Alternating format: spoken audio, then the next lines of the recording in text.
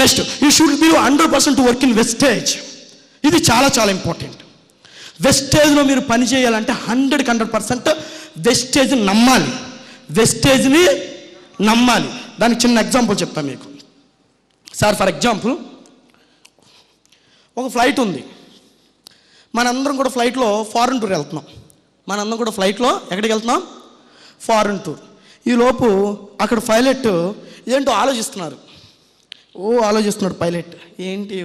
ఈలోపు అక్కడ ఉన్నటువంటి కో-హోస్టర్ అడుగుతుంది, ఏంటి సార్ బాగా ఆలోచిస్తున్నారంటే, ఏం లేదు సార్, ఏం లేదు. ఏంటి సార్ బాగా ఆలోచిస్తున్నారు ఏంటంటే, ఏం లేదు సార్, ఏం లేదు.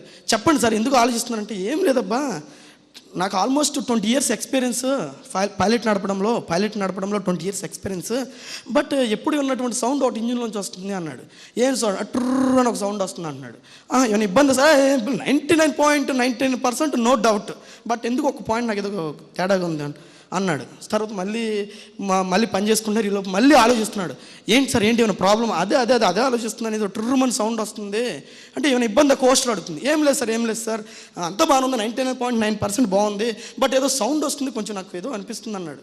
అదే పైలట్, ఈ మాటలు మీరు అన్నారు, ఈ మాటలు మీరు కూర్చున్నా మీరు అన్నారు. మీరు ఫ్లైట్లో ఉంటే దిగేస్తారా? సార్ నిజం చెప్పండి సార్, నేనైతే దిగేస్తా. మీరు ఫ్లైట్లో ఉంటే దిగేస్తారా? సార్ మీరు ఫ్లైట్లో ఉంటారు దిగేస్తారా? మీరు ఫ్లైట్లో ఉన్నారు కదా, ఫ్లైట్ తేడాగా ఉంది కదా, మీరు దిగేస్తారా ఉంటారా? 100%. చూడండి, మనుషుల యొక్క ఆలోచన చూడండి. అరే బాబు, ఆ పైలట్ 18 years 20 years ఎక్స్పీరియన్స్ అని చెప్పాడు, 99.99% పక్కా అని చెప్పాడు.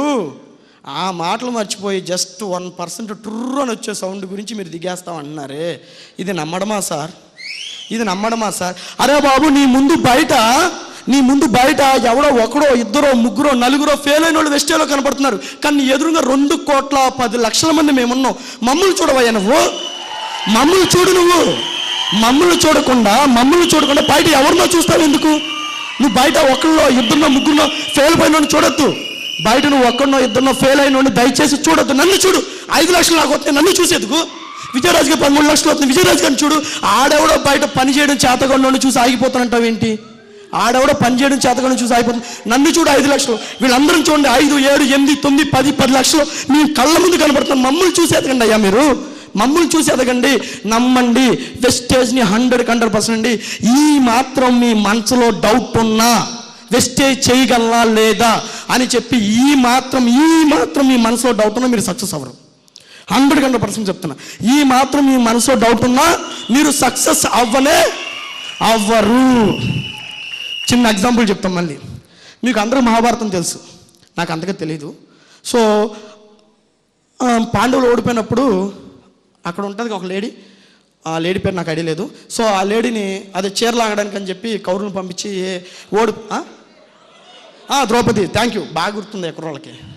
సో ద్రౌపది గారిని తీసుకురండి అని చెప్తే కౌరులు వెళ్ళిన తర్వాత ఈవిడ మీ పాండవులు ఓడిపోయారంటే ఈవిడ చాలా భయంకరంగా, నా పాండవులు ఓడిపోవడం ఏంటి, నడువు ఎక్కడికి రావాలని చెప్పి టక్క అడుగులు వేసుకుంటూ వచ్చింది. నిజంగా మీ పాండవులు ఓడిపోయారంటే నేను పాండవులు ఓడరయ్యా, మా పాండవులు ఓడరయ్యా అని చెప్పి మళ్ళీ టక్క నడుచుకుంటూ వచ్చిన తర్వాత నిజంగా నా సభలో పాండవులు ఓడిపోవడం చూసిన తర్వాత ఇంకెందుకు నువ్వు లాగే చీర అన్నాడు ఆయన. చీర ఒక పక్కన ఈయన లాగుతున్నాడు, ఈవిడ ఇంకో పక్కన చీర పట్టుకుని కృష్ణ నన్ను కాపాడు అంటుంది. కృష్ణుడు రాలా, లాగేస్తున్నాడు ఈయన.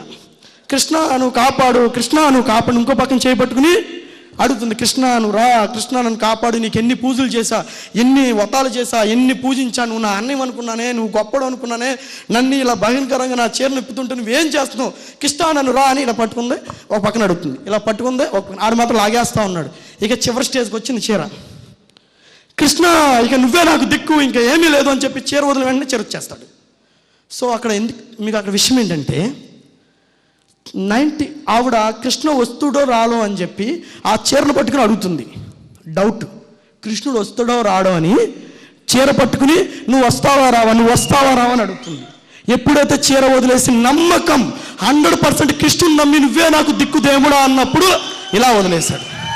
సో మీరు కూడా కొంతమంది వెస్టేజ్ చేద్దామా, జాబ్ చేద్దామా, వెస్టేజ్ చేద్దామా, జాబ్ చేద్దామా, బిజినెస్ చేద్దామా, వెస్టేజ్ చేద్దామా, జాబ్ చేద్దామా, సచ్చిన రాదు మీకు లైఫ్.